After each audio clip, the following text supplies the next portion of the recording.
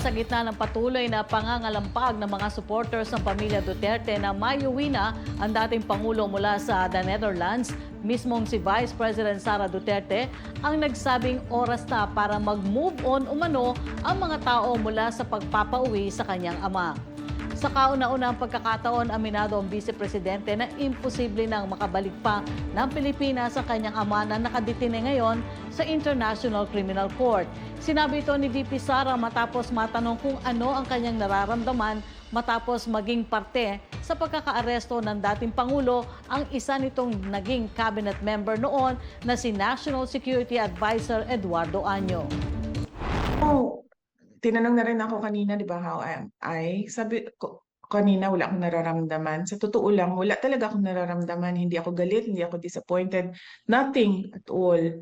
Kasi pointless naman na mag-harbor ako ng feelings about what happened. Dahil dito, kailangan na lang umano ng bansa na mag-move on mula sa nangyari. Tingin kasi ni VP Sara, wala na rin patutunguhan ang magalit dahil hindi umano pananagutin ng gobyerno ang mga umaresto sa kanya ng ama. Mababalik si Pangulong Duterte sa Pilipinas.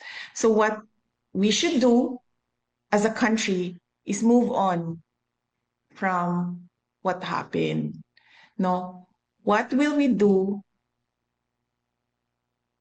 as our ways forward as a country and as a people from what happened?